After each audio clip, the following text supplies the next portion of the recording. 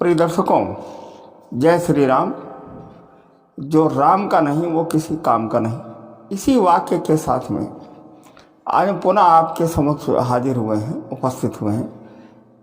कुछ स्वास्थ्य कारणों की वजह से अपने इस राशि श्रृंखला में काफ़ी देरी हो गई। और जैसा कि आप लोगों को मालूम है कि 2023 में ग्रहों में एक काफ़ी परिवर्तन होने वाले हैं। इनमें से कुछ ऐसे प्रमुख ग्रह हैं जो व्यक्ति के जीवन में दीर्घकालिक परिवर्तन लाते हैं। अब दीर्घकालिक परिवर्तन लाने के पीछे कारण क्या है? इनका जो गोचर है, इनका एक राशि में जो रहने की अवधि है वो ज़्यादा समय तक होती है। जैसे शनि एक राशि में 2.5 वर्ष रहता है। जब 2.5 वर्ष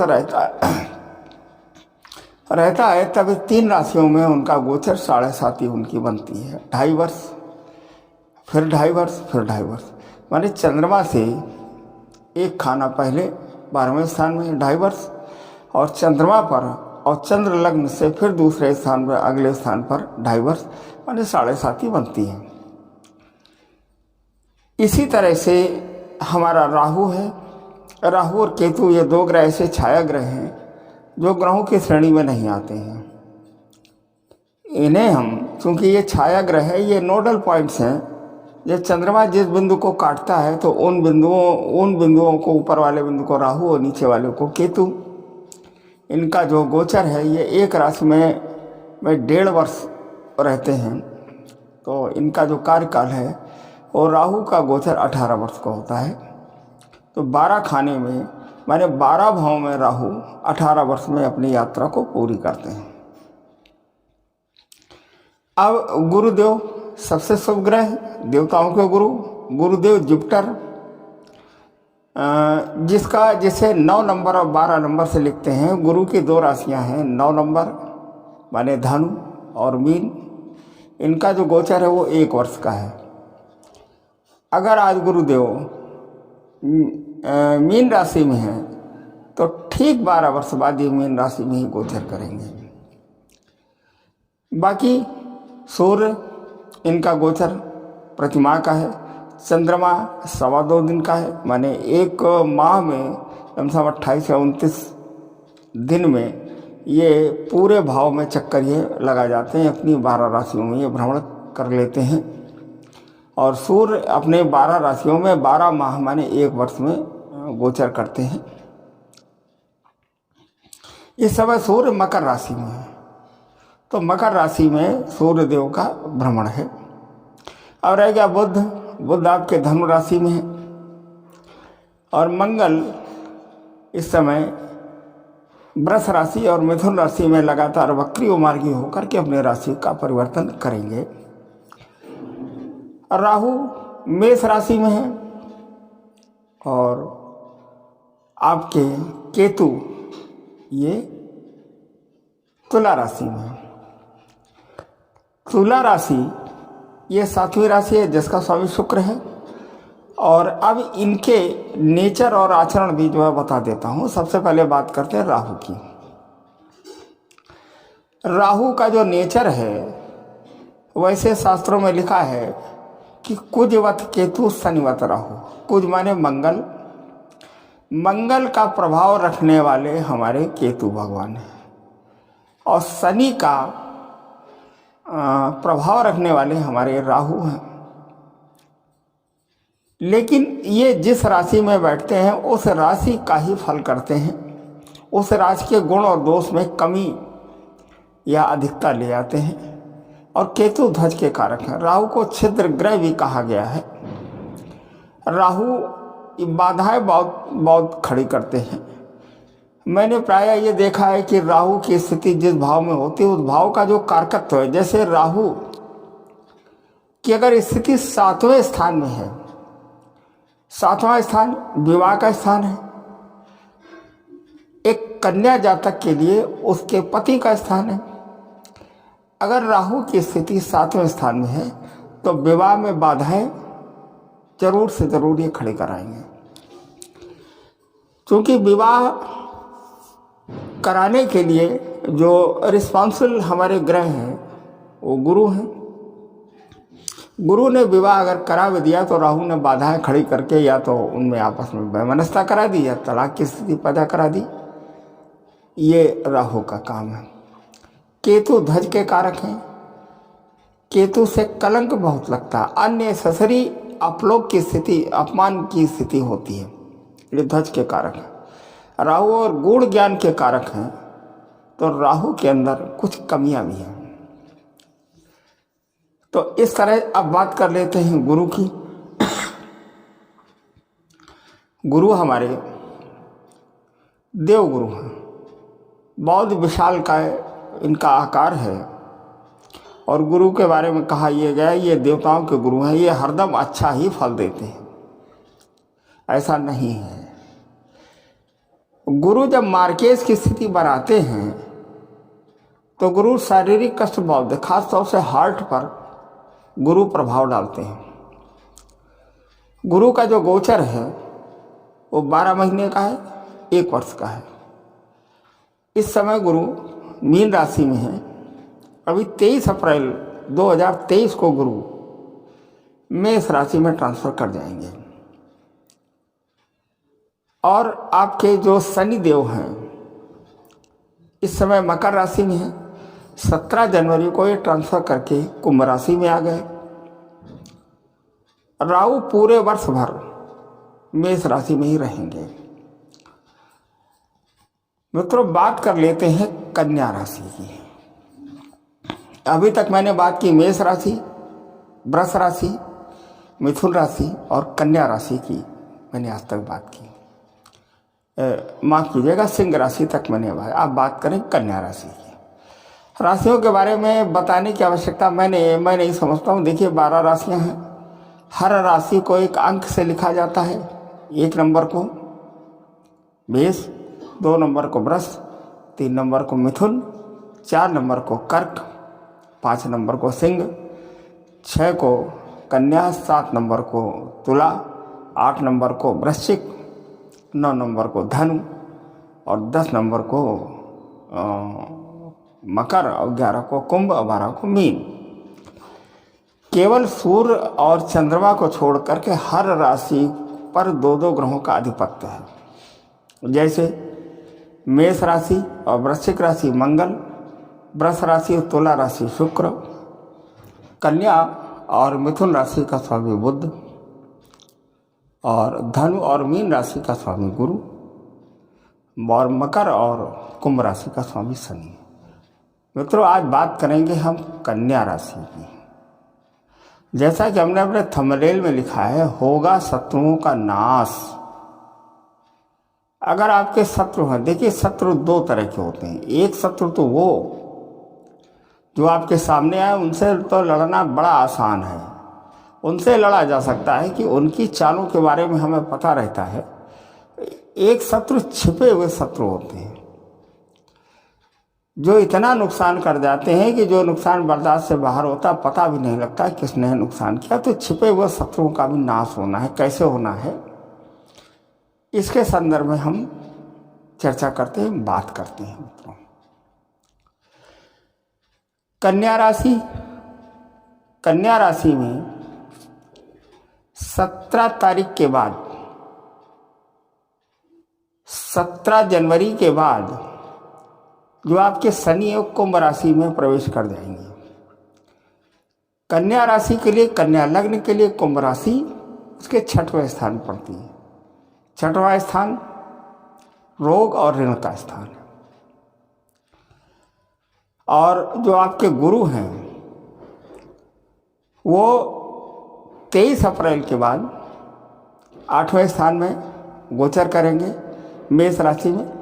यहाँ पर राहु पहले से है, तो राहु और गुरु, ये गुरु चांडाल योग बनता है जो अच्छा नहीं है। केतु मीन राशि में गोचर करेंगे। तो कन्या राशि वालों के लिए सबसे बड़ा पॉइंट तो ये कि वाणी पर संयम रखें। एक शब्द ठठरी शब्द आजकल बड़ा फेमस हो रहा है। अगर आपने वाणी दोष को जन्म दिया और दूसरों की ठठरी बांधना शुरू किया तो बंद आपकी भी ठठरी जाएगी। ये कन्या राशि वालों के लिए, कन्या लग्न वालों के लिए चेतावनी है, क्योंकि राहु और गुरु की जो दृष्टि पड़ेगी तुला राशि में, ये वाणी दोष को जबरदस्त जन्म देगी।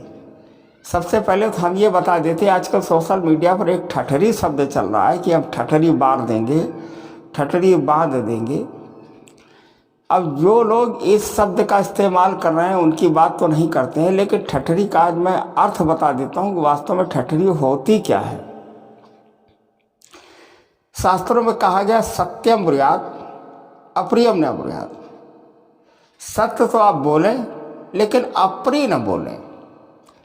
ये सिद्धांत है, ये हिंदुस्तान की सभ्यता है।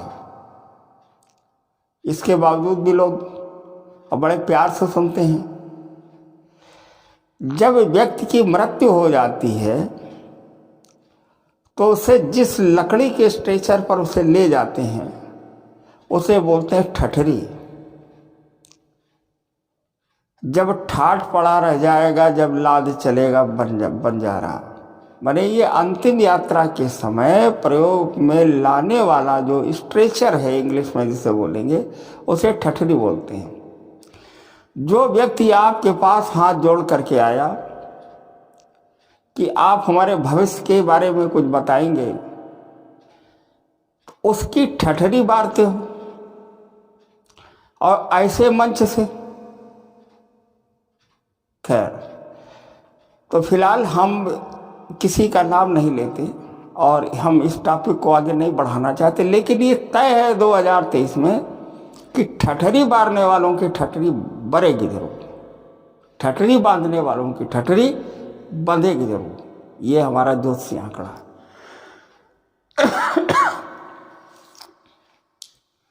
तो मित्रों, कहने का केवल ये है कि कन्या राशि वाले, कन्या लग्न वाले श्रीमान वाणी संयम रखें। गुप्त शत्रुओं का नाश हो जाएगा उनका। इनकी जो दृष्टि पड़ेगी सीधी सीधी वो 8वें स्थान आयु के स्थान में पड़ेगी। ये गुण ज्ञान का कारक है, शिक्षा के लिए अति उत्तम है। ये 23 अप्रैल को गुरु ट्रांसफर होकर के 8वें स्थान में गोचर कर जाएंगे। ये 7वां स्थान आपके लिए आपके पत्नी का स्थान है, तो लिहाजा पत्नी का ट्रांसफर इत्यादि होने की संभावना है। इससे कतई परेशान न हो। ये जो कुछ होगा आपके अच्छे के लिए ही होगा। अब राहु की जो दृष्टि पड़ेगी ये 12वें स्थान पर पड़ेगी और शनि की भी दृष्टि पड़ेगी 12वें स्थान पर। तो शनि की जब दृष्टि 12वें स्थान पर पड़ेगी तो अनायास खर्च बढ़ेंगे। जिन लोगों का विवाह नहीं हुआ है उन लोगों का विवाह हो जाएगा। जो काफ़ी समय से उनका धन अगर कहीं रुका हुआ पड़ा है, कोई ऐसा कोर्ट, कोई ऐसा कचहरी, किसी भी प्रकार का अगर उनका कोई केस पेंडिंग पड़ा है तो उस केस से उन्हें निजात मिल जाएगी। ऐसे व्यक्ति जिनके छोटे भाई से संबंध अच्छे नहीं हैं, उनके संबंध छोटे भाई से अच्छे संबंध हो जाएंगे। देश के अंदर की आप लोग यात्राएं भी करेंगे। व्यापार 4 चांद लगा देगा। व्यापार बहुत ही उत्तम व्यापार हो जाएगा। संतान से लाभ होगा। संतान से अगर स्थिति उनकी गड़बड़ है, संतान अगर उनकी बात नहीं मानती है, तो संतान से उन्हें निश्चित से निश्चित लाभ होगा। मंगल आपके भाग्य स्थान में और कर्म स्थान में गोचर करेंगे। एक राशि में मतलब ज़्यादा समय तक मंगल का रहना भी अच्छा नहीं होता है। तो 10वें स्थान में मंगल पदोन्नति को जो दर्शाएगा, पदोन्नति निश्चित होगी। अगर मकान आप लोग बनाना चाहते हैं तो 23 अप्रैल के बाद मकान का प्लान करें। 23 अप्रैल से पहले मकान की व्यवस्था बिल्कुल भी न करें, अन्यथा नुकसान होगा। और फिर आप न कहना कि नुकसान के बारे में, हमारा तो नुकसान हो गया, आप कतई भी इसके बारे में, मतलब अभी मकान के बारे में आप लोग ना सोचें। और सबसे बड़ी बात यह कि अननेसेसरी बिल्कुल भी ना बोलें। अननेसेसरी से मतलब ये किसी का दिल ना दिखाएं, दिल को ठेस न पहुंचाएं, अपशब्द न बोलें, अनायास दंभ की स्थिति न लाएं। देखिए, कॉन्फिडेंस तो अच्छी बात है, अगर कॉन्फिडेंस व्यक्ति के जीवन में नहीं होता है तो वो व्यक्ति जीवन में कुछ कर, ओवर कॉन्फिडेंस नहीं होना चाहिए। 10 लोग आपको जानने लगे, 1000, 2000, 50,000 और 10 लाख, 20 लाख, 50 लाख लोग जानने लगे, तो अब शब्दों का प्रयोग होने लगा। सनातन धर्म के ये विरुद्ध है। मर्यादा में रहें श्रीमान, बंधन तो पशुओं पर भी होता है। बंधन अति आवश्यक। अगर व्यक्ति अपनी किसी दूसरे की सीमाओं का अतिक्रमण ना करे तो विवाद की स्थिति कतई नहीं हो सकती। सौगंध है उन्हें राम की, जो इस तरीके से शब्दों का प्रयोग करते हैं। उनको चाहिए ये कि सुधर जाएं, नहीं 2023 ये अच्छा समय लेकर के आने वाला नहीं है। और कन्या राशि वाले, कन्या लग्न वाले भी ध्यान से सुने, ये वाणी दोष को न बनाए। अब एक उपाय की हम चर्चा कर लेते हैं।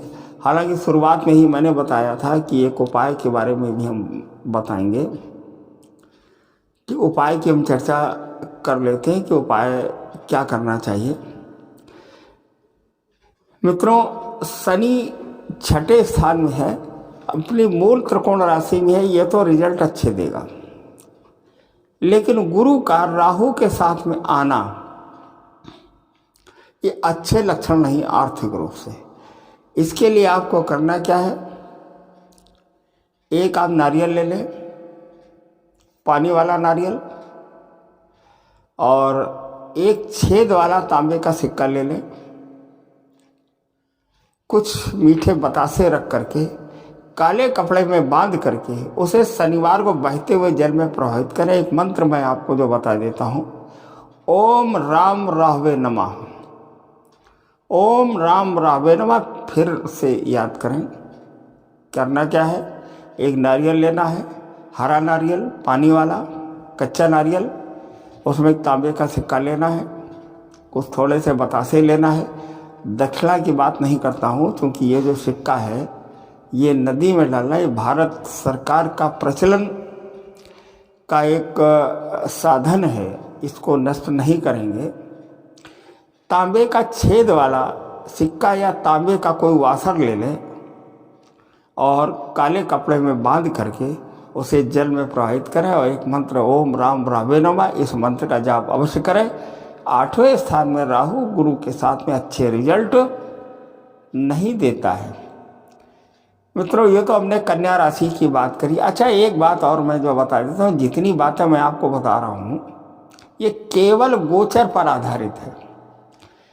अगर जन्म के समय आपके ग्रहों की स्थिति क्या है इस पर भी निर्भर करता है, तो आप अपनी कुंडली का एक विशेष रूप से विश्लेषण कराएं और करा करके आप ये देखें कि हमारा सूर्य, हमारा गुरु, हमारा राहु, हमारा Shani at the time of birth, जन्म के समय क्या स्थिति है और कौन सी महादशा चल रही है और गोचर क्या है।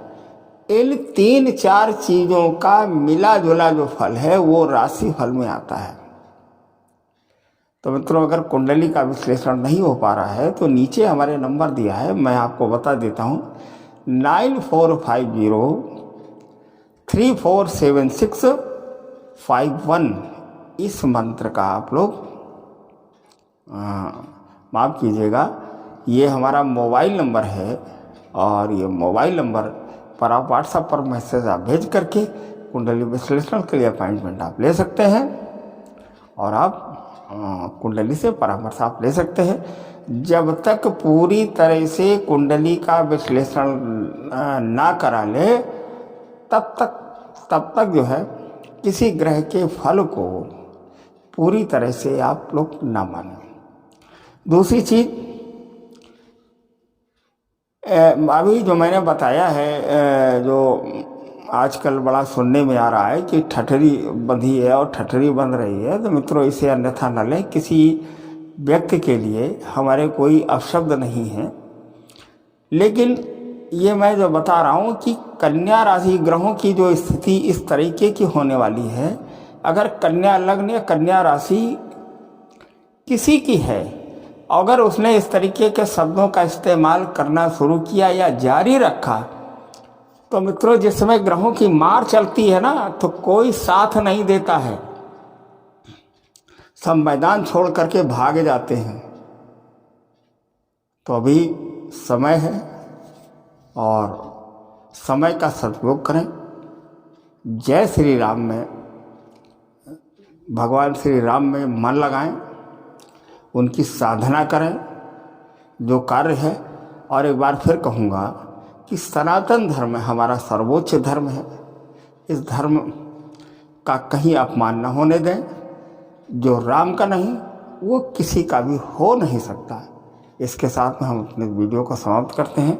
धन्यवाद, नमस्कार, जय श्री राम। अब मिलेंगे हम अगली राशि कन्या के बाद तुला राशि में।